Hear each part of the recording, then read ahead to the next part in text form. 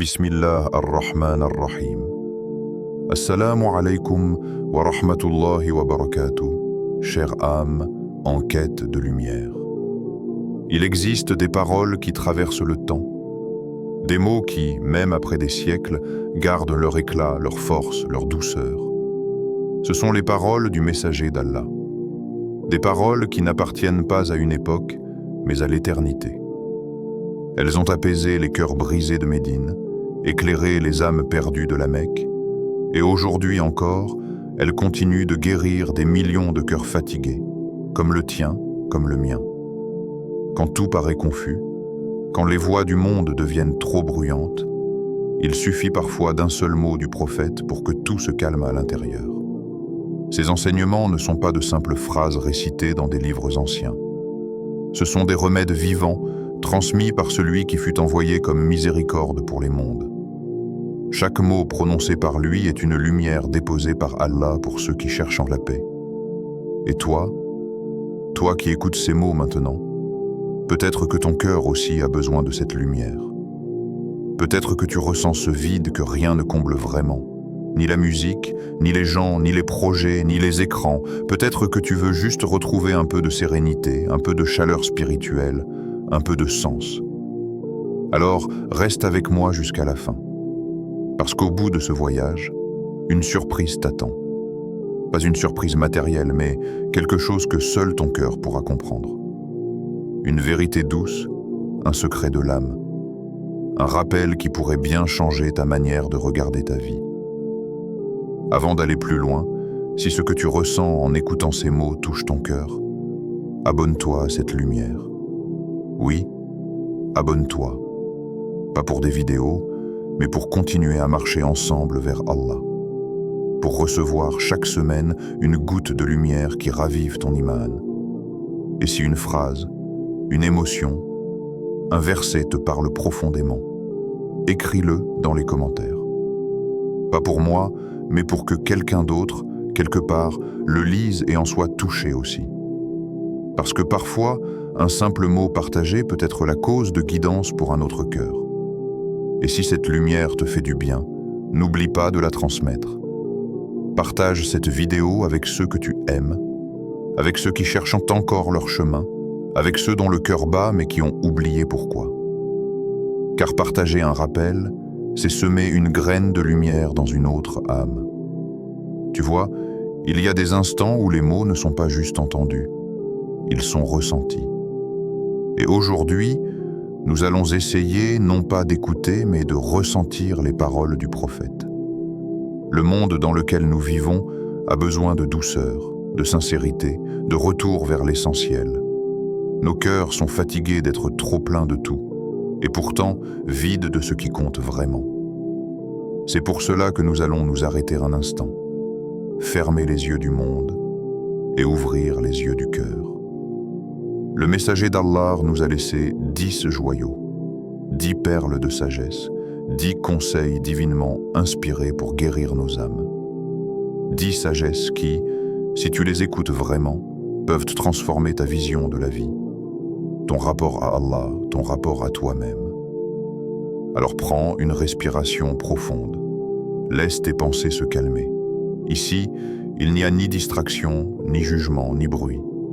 Seulement toi, ton cœur, et la parole du prophète sallallahu alayhi wa sallam. Dans chaque conseil que nous allons explorer, tu trouveras une clef vers la guérison. Parfois, elle prendra la forme d'un rappel, parfois celle d'une émotion oubliée. Mais dans tous les cas, elle te parlera à ce niveau silencieux où Allah dépose sa miséricorde. Ne te presse pas. Savoure chaque mot, chaque image, chaque souffle. Car ce que tu vas entendre n'est pas une simple leçon, c'est une invitation à renaître spirituellement. Nous allons commencer ce voyage, pas pour apprendre, mais pour ressentir. Et si tu restes jusqu'à la fin, tu comprendras pourquoi certaines paroles, dites il y a plus de 1400 ans, continuent encore aujourd'hui de battre au rythme des cœurs croyants. Alors, prépare ton âme, ouvre ton cœur, et entrons ensemble dans la lumière des 10 conseils prophétiques pour guérir ton cœur. 1. Reviens à Allah par le repentir. Il y a des moments dans la vie où l'on se regarde dans le miroir et où l'on ne se reconnaît plus. Des nuits où le poids du passé devient trop lourd à porter. Des instants où le silence de ton cœur fait plus de bruit que toutes les voix du monde. Et parfois, c'est là, dans cette obscurité intérieure, que naît le premier murmure du repentir. Le prophète nous a appris que le repentir sincère est la plus belle des portes, celle qui ne se ferme jamais tant que ton âme respire. Shaitan te chuchotera que tu es trop loin, trop brisé, trop taché pour revenir. Mais Allah, lui, t'appelle encore. Chaque jour, à chaque prière, à chaque soupir, il te dit « Reviens à moi ». Tu vois, le repentir, ce n'est pas seulement une parole, c'est un retour à ce que tu es vraiment. Un serviteur aimé, voulu, attendu. Chaque larme que tu verses est connue d'Allah. Chaque regret sincère est déjà un pas vers sa miséricorde. Quand tu pleures après une faute, ce n'est pas une faiblesse. C'est ton cœur qui se réveille. C'est ton âme qui se souvient de sa maison. Le prophète a dit « Tous les fils d'Adam commettent des fautes, et les meilleurs d'entre eux sont ceux qui se repentent. » Subhanallah. Quelle douceur dans ces mots. Le meilleur n'est pas celui qui ne chute jamais, c'est celui qui tombe puis se relève, encore et encore. Le repentir ne consiste pas à effacer le passé. Il consiste à le transformer. Là où il y avait une erreur, il y a désormais une leçon. Là où il y avait une blessure, il y a désormais une prière. Regarde la miséricorde d'Allah. Celui qui se repent sincèrement d'un péché, c'est comme s'il ne l'avait jamais commis. Ton passé, Allah peut le réécrire. Ce que tu crois être une tache peut devenir une lumière. Ce que tu crois être une chute peut devenir ton point de départ vers le paradis. Alors, parle-lui. Pas avec des mots parfaits, avec des mots vrais. Parle-lui de tes fautes, de tes peurs, de tes manques. Et quand tu poses ton front sur le sol, dis-lui « Ya Rabbi, j'ai essayé par moi-même et j'ai échoué. Sans toi, je me perds. » Et tu verras, dans le silence de ta prosternation, une paix descendre lentement sur ton cœur. Parce qu'Allah ne rejette jamais celui qui revient à lui sincèrement. 2. Choisis la douceur. Il y a une force qui ne fait pas de bruit, une puissance invisible mais immense. La douceur. Le prophète, cet homme choisi parmi tous, était d'une douceur que même ses ennemis ressentaient. Il ne parlait pas fort, il ne blessait pas, il ne réagissait pas sous la colère. Et pourtant, son influence traversait les âmes comme le vent traverse le désert. La douceur n'est pas un caractère faible, c'est une lumière maîtrisée, c'est la paix intérieure qui refuse de se salir par la colère. C'est répondre avec noblesse quand l'ego veut s'imposer. Dans ton foyer, sois ce vent apaisant. Quand ton enfant crie, réponds avec calme. Quand ton époux, ton épouse ou un parent t'irrite, choisis le silence du cœur. Ce silence-là est une adoration, car la douceur, c'est l'art d'aimer sans blesser, de conseiller sans humilier, de guider sans écraser. Le messager d'Allah a dit « Allah est doux et il aime la douceur. Il accorde par la douceur ce qu'il n'accorde pas par la dureté. » Et ces mots, si on les médite, changent toute une vie. Parce qu'en réalité, la douceur, c'est une manière d'être avec Allah. C'est refuser de réagir selon la colère pour répondre selon la lumière. C'est choisir de pardonner là où tout en toi veut rendre coup pour coup. Même envers toi-même, sois doux. Ne te juge pas trop sévèrement. Ne te parle pas comme un ennemi parlerait à son rival. Parle-toi comme une âme que tu veux sauver. Allah t'aime quand tu avances doucement vers lui, même si ton pas est tremblant, même si ta voix est faible, même si ton cœur a peur. Le prophète souriait souvent. Ce sourire n'était pas anodin. C'était un message silencieux. La foi se reconnaît dans la douceur du visage. Alors, Si tu veux adoucir ton monde, commence par adoucir ton ton. Car la douceur n'est pas dans les gestes, elle commence dans le cœur. Et celui dont le cœur est doux, Allah le recouvre de sa propre douceur. Troisième, sois reconnaissant. Il y a un secret dans la gratitude que beaucoup ignorent. Ce n'est pas seulement dire « Alhamdulillah ». C'est une manière de vivre. C'est une manière de regarder le monde. La gratitude, c'est de voir un miracle dans chaque détail ordinaire. Le souffle que tu respires sans y penser. Le soleil qui te réchauffe sans effort. Les battements de ton cœur qui n'ont jamais demandé ton autorisation. Le croyant reconnaissant voit Allah partout, dans l'eau qu'il boit, dans le sourire d'un proche, dans une épreuve qui, au fond, le rapproche du Très-Haut. Quand tu remercies, ton âme s'ouvre. Et ce que tu possèdes, même minime, devient abondance. Mais quand tu oublies, tout devient lourd, terne, fade. Le prophète a dit « Celui qui ne remercie pas les gens, ne remercie pas Allah ». Autrement dit, chaque reconnaissance envers une créature est un écho d'amour envers le Créateur. Remercie ta mère pour ses prières silencieuses, ton père pour ses sacrifices discrets, tes amis pour leur présence quand tout s'effondrait, et même ceux qui t'ont blessé car par eux, Allah t'a appris la patience et le pardon. 10. Alhamdulillah dans la facilité et plus encore dans la difficulté. Parce que la gratitude, c'est de dire merci même quand tu ne comprends pas. C'est reconnaître qu'Allah écrit ton histoire avec sagesse, même quand tu ne vois pas encore la fin du verset. Tu veux un cœur apaisé? Apprends à dire merci plus souvent que pourquoi. Tu veux attirer la baraka? Remercie Allah pour ce que tu as, avant de lui demander plus. Et regarde, plus tu remercies, plus il te donne. Non seulement des choses, mais surtout de la paix. La gratitude, c'est le parfum du contentement. Et celui qui en embaume son cœur ne manquera jamais de rien. Quatrième, préserve ta prière. Il y a un secret que connaissent ceux dont le cœur veille encore. La prière est un refuge. Elle n'est pas une habitude mécanique, ni une case à cocher dans une journée.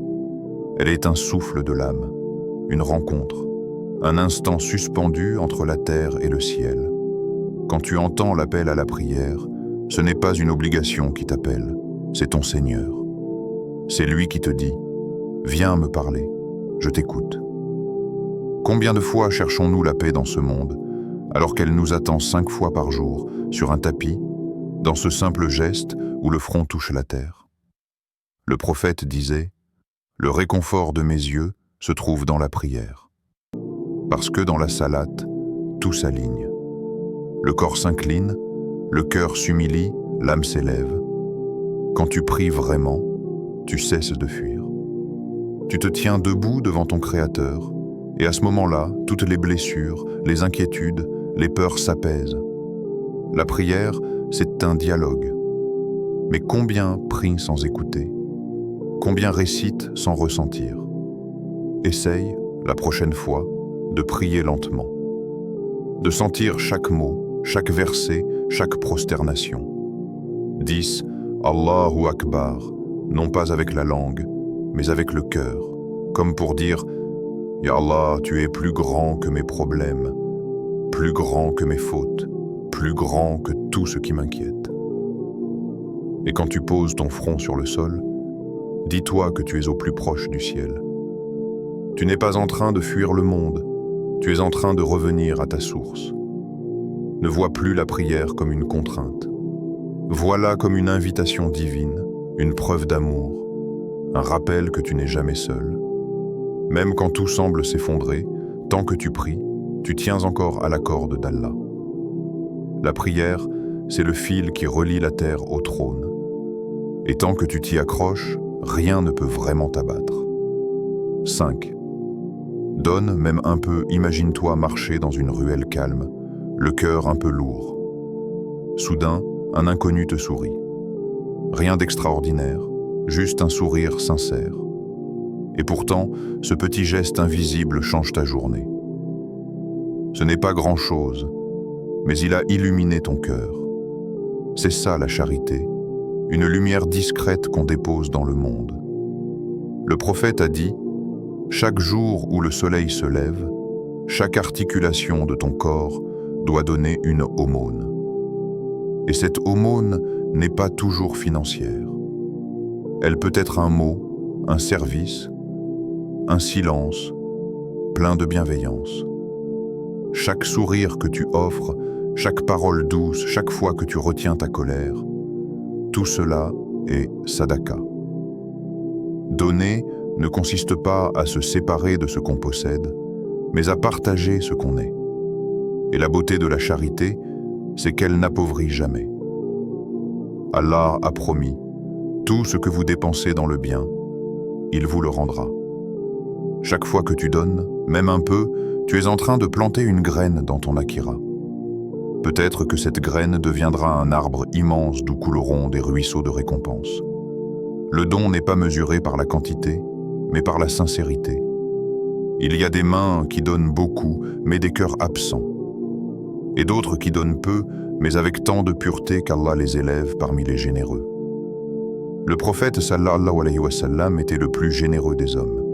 Mais sa générosité ne se limitait pas à l'or ou à l'argent. Il donnait de son temps, de son sourire, de son écoute. Il faisait sentir à chaque âme qu'elle comptait. Donne ton attention à celui que tout le monde ignore. Donne ton pardon à celui qui t'a blessé. Donne ton espoir à celui qui a perdu le sien.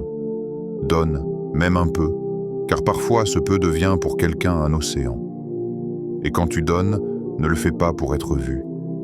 Fais-le comme si tu déposais ton geste dans la main d'Allah. C'est lui, le témoin, le reconnaissant, celui qui multiplie. Le jour où tu donneras avec le cœur, tu comprendras que c'est toi le bénéficiaire. Car la charité ne change pas seulement celui qui la reçoit, elle guérit aussi celui qui la donne. 6. Entretiens les liens familiaux. Il y a des maisons où le silence pèse plus que les mots. Des familles séparées par un malentendu, un orgueil, une parole de trop. Et derrière chaque distance, il y a un cœur qui saigne en secret. Les liens familiaux sont une corde tissée par Allah lui-même. Il les a appelés Ar-Rahim, un nom issu du mot Rahma, la miséricorde. C'est dire combien ces liens sont précieux.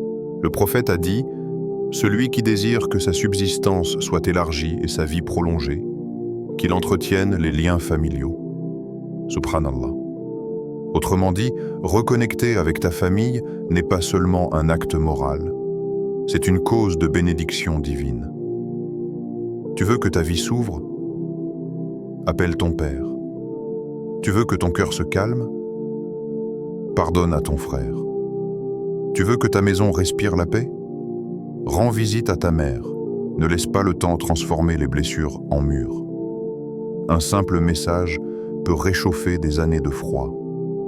Un « comment vas-tu » peut rallumer une lumière oubliée. Ceux qui coupent les liens coupent une part de leur baraka.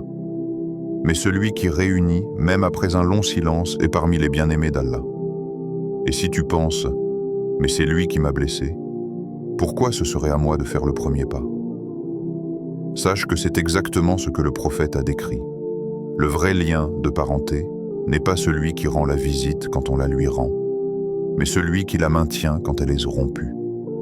Fais le premier pas, pas pour être reconnu, pas pour être compris, mais pour être en paix avec Allah. Et si l'autre ne répond pas, ton geste restera inscrit comme une offrande céleste. Tu auras fait ta part, et c'est tout ce qu'Allah te demande. La famille, c'est un test, oui. Mais c'est aussi une porte vers la miséricorde. Et parfois, la paix que tu cherches dans la prière ou le voyage se cache simplement derrière un appel oublié. 7. Sois patient dans l'épreuve.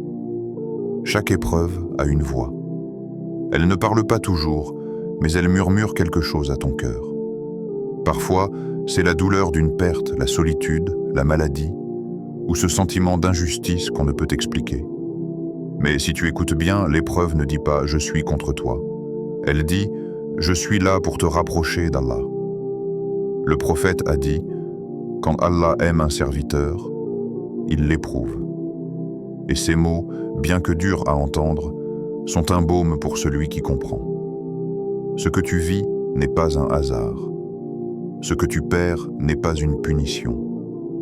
Chaque difficulté est un message, chaque larme une purification. Regarde la patience d'Ayoub alayhi salam, qui perdit tout sauf sa foi. Regarde Youssouf alayhi salam, trahi, emprisonné, oublié, mais dont la patience devint la clé de sa grandeur. Et regarde notre bien-aimé prophète qui supporta la douleur, la perte, l'exil, et qui malgré tout disait « Ô Allah, fais que je sois reconnaissant dans l'épreuve comme dans la facilité. » La patience, sabre, ne signifie pas ne rien ressentir. Tu as le droit de pleurer, de douter, de trembler. Mais dans ce tumulte, garde ton cœur tourné vers Allah.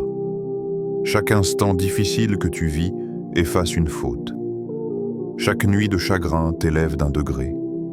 Et chaque douleur supportée avec foi devient lumière dans ta tombe. Quand la vie semble s'écrouler, rappelle-toi, ce n'est pas une fin, c'est un début. L'épreuve est souvent le moment où Allah t'arrache à ce qui t'éloigne de lui. Ne dis pas « pourquoi moi ?» Dis « Ya Allah, montre-moi la sagesse cachée derrière cela. » Et tu verras, un jour, que la blessure qui te faisait pleurer était en réalité le lieu où ton cœur s'est mis à prier sincèrement. Dans la patience se trouve la présence d'Allah. Et celui qui goûte à cette présence oublie même la douleur qu'il portait. 8. Garde ta langue pure. Les mots sont des flèches invisibles. Une fois lancés, ils ne reviennent plus. Ils atteignent les cœurs, laissent des marques, parfois des cicatrices qu'aucun temps ne guérit. Le prophète nous a avertis, celui qui croit en Allah et au jour dernier, qu'il dise du bien ou qu'il se taise. Ta langue peut être ton escalier vers le paradis ou la cause de ta chute. Chaque mot a un poids spirituel. Tu peux soulever quelqu'un par une phrase ou l'écraser par une remarque. La médisance, la moquerie, la critique, autant de poisons qui corrompent le cœur sans qu'on s'en rende compte. Tu crois que c'est juste une discussion, mais peut-être que ce mot que tu as prononcé avec légèreté fera pleurer un cœur toute une nuit. Et ce cœur, Allah le défendra. La justice divine n'oublie jamais les mots injustes. Le messager a dit « L'injustice sera ténèbre au jour du jugement ». Et l'une des formes d'injustice les plus répandues, c'est l'injustice de la langue.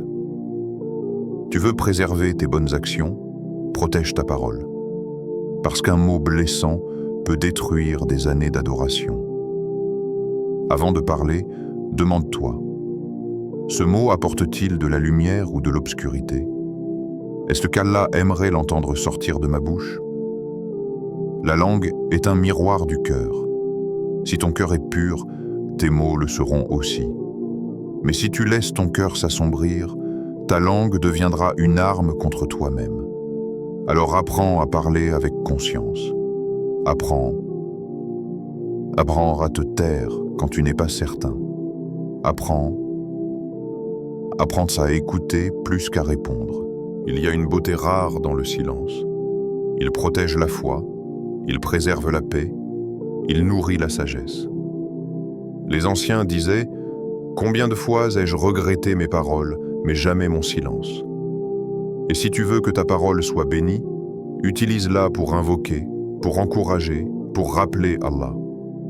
Car le même organe qui peut blesser peut aussi sauver une âme. Rappelle-toi, un mot de douceur peut valoir une montagne de hasanat. Et un mot injuste peut te priver de lumière au jour où tu en auras le plus besoin. Alors garde ta langue comme on garde un trésor, parce qu'en réalité, elle en est un. 9. Aime pour ton frère ce que tu aimes pour toi. Imagine un monde où chaque croyant se réjouirait du bonheur de l'autre, où la réussite de ton frère serait ta joie et son sourire ton réconfort, où la douleur d'une sœur serait ressentie comme la tienne. C'est ce monde-là que le prophète a voulu pour nous. Un monde tissé de fraternité, de compassion et d'amour sincère. Il a dit « Aucun de vous ne croit vraiment tant qu'il n'aime pas pour son frère ce qu'il aime pour lui-même. » Ce n'est pas une simple parole, c'est une révolution intérieure. Car aimer pour l'autre ce que tu veux pour toi, c'est libérer ton cœur de l'envie, de la rancune, de la comparaison. L'amour en Allah est un amour pur. Il n'attend rien. Il prie pour l'autre dans le secret. Il espère pour lui la guidance, la paix, la réussite comme il les espère pour soi. Combien de fois avons-nous ressenti une pointe de jalousie en voyant quelqu'un réussir là où nous échouons? Combien de fois avons-nous envié une bénédiction sans savoir les épreuves qu'elle cache? Mais l'amour sincère ne connaît pas ce trouble. Il se réjouit de la lumière, même si elle ne brille pas sur lui. Il sait qu'Allah distribue sa grâce à qui il veut, et qu'envier, c'est douter de sa sagesse. Quand tu vois ton frère avancer dans la foi, dis dans ton cœur, « Ya Allah, augmente-le encore, et accorde-moi aussi ta lumière. » Quand tu vois une sœur réussir, dis, « Alhamdulillah, fais de sa réussite une cause de bien pour elle et pour nous. » Car chaque fois que tu pries pour ton frère en secret, un ange dit, « Et pour toi de même. » Chaque invocation sincère que tu fais pour un autre est une semence de lumière qui revient vers ton propre cœur. Aimer pour ton frère, c'est un exercice du cœur. Ce n'est pas toujours facile, mais c'est une adoration subtile qui polit ton âme, comme le polissage d'un miroir terni. Et plus ton amour devient pur, plus tu goûtes à la paix. Car l'amour en Allah, c'est aimer au-delà des différences, au-delà des blessures, au-delà de soi. Ceux qui s'aiment pour Allah seront sous son ombre le jour du jugement, quand il n'y aura d'ombre que la sienne. Imagine, toi, ton frère, ta sœur en foi, assis côte à côte sous la miséricorde d'Allah, unis pour avoir aimé, non pas par intérêt, mais par foi. Alors, commence aujourd'hui. Pardonne, même sans excuse. Souris à celui qui t'a oublié. Pense du bien, même quand tu ne comprends pas. Et surtout, invoque pour les autres. Parce que dans une Oumma où les cœurs s'aiment, les blessures se ferment, les divisions s'effacent, et la lumière d'Allah descend, douce, paisible, sur chaque âme. 10. Cherche la science utile. Il y a une forme de connaissance qui remplit la langue et une autre qui remplit le cœur. La première s'éteint avec le temps. La seconde éclaire l'éternité. Le prophète a dit « Quand l'homme meurt, ses œuvres s'arrêtent sauf 3. Une aumône continue, un enfant pieux qui prie pour lui, ou une science utile qui l'a transmise. » Subhanallah. Imagine, un simple mot que tu dis aujourd'hui peut continuer à porter des fruits dans ta balance bien après ta mort. Chaque rappel, chaque enseignement sincère, chaque conseil donné pour Allah est une flamme que le vent du temps ne peut pas éteindre. Mais il faut d'abord chercher cette lumière. La vraie science n'est pas dans les livres empilés, ni dans les débats interminables. Elle est dans la transformation du cœur. Le savoir qui te rend humble, qui t'adoucit, qui te rapproche d'Allah. Voilà la science utile. Celle qui t'invite à l'action, à la sincérité, à la bienveillance. Il y a des mots qui éclairent et d'autres qui brûlent. Cherche ce qui éclaire, apprends avec intention et transmets avec amour. Parfois, tu penses que tes gestes sont petits. Tu expliques une sourate à ton enfant. Tu rappelles une parole du prophète à un ami. Tu partages une vidéo de rappel à quelqu'un en difficulté. Mais Allah voit tout cela. Et le jour où tu quitteras ce monde, ces petites lumières continueront d'éclairer, portant ton nom dans les cieux. La science utile n'est pas réservée aux savants. C'est une mission pour chaque cœur vivant. Apprends ce que tu peux, pratique ce que tu apprends, et transmets avec sincérité. Même si tu ne maîtrises qu'une parole, fais-en un pont vers l'au-delà. Le prophète a dit « Transmettez de moi, ne serait-ce qu'un verset. Un seul verset, une seule phrase, mais dite avec vérité, elle peut sauver une âme. Et parfois, tu ne verras jamais le fruit de ce que tu enseignes. Mais Allah, lui, le voit, et il le multiplie au-delà de ton imagination. Cherche donc cette science qui purifie, celle qui te fait aimer Allah davantage, celle qui te fait craindre de lui désobéir, celle qui te pousse à te réformer avant de vouloir réformer les autres. Parce que la vraie connaissance, c'est de reconnaître ta dépendance. C'est de savoir que tu ne sais rien sans lui. Et plus tu apprends, plus ton cœur s'incline. Apprends pour comprendre, comprends pour agir, et agis pour plaire à Allah. Et quand ton temps viendra, que tes mots soient éteints ici-bas, ils continueront de résonner ailleurs, dans le cœur de ceux que tu auras touchés. Ainsi, ton nom ne s'écrira pas dans les pierres, mais dans les âmes. Et ces âmes, à leur tour, porteront ton souvenir jusqu'au jour de la rencontre.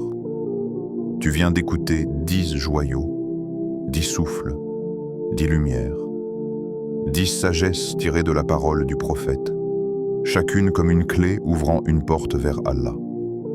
Le repentir t'a appris que rien n'est jamais trop tard. La douceur t'a rappelé que la force ne crie pas. La gratitude t'a montré que la paix se trouve dans un simple « Alhamdulillah ». La prière t'a ramené à l'essentiel. La charité t'a enseigné que donner, c'est vivre. Les liens familiaux t'ont révélé où se cache la baraka. La patience t'a appris à voir la sagesse dans la douleur. La pureté de la langue t'a rappelé le poids des mots. L'amour fraternel t'a montré la beauté de l'unité. Et la science utile t'a offert une lumière qui ne s'éteint jamais. Mais ne laisse pas ces mots rester suspendus dans l'air. Fais-les descendre dans ton cœur.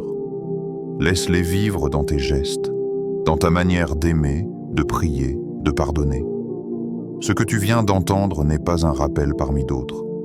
C'est une invitation, une main tendue vers la paix, vers le retour à Allah. Chaque jour est une chance d'écrire une nouvelle page de ton histoire. Chaque lever du soleil est un signe d'Allah qui te dit « Je t'ai laissé vivre encore un jour pour me revenir ». Ne cherche pas la perfection, cherche la sincérité. Car Allah ne regarde pas la longueur du chemin, mais la direction de ton cœur.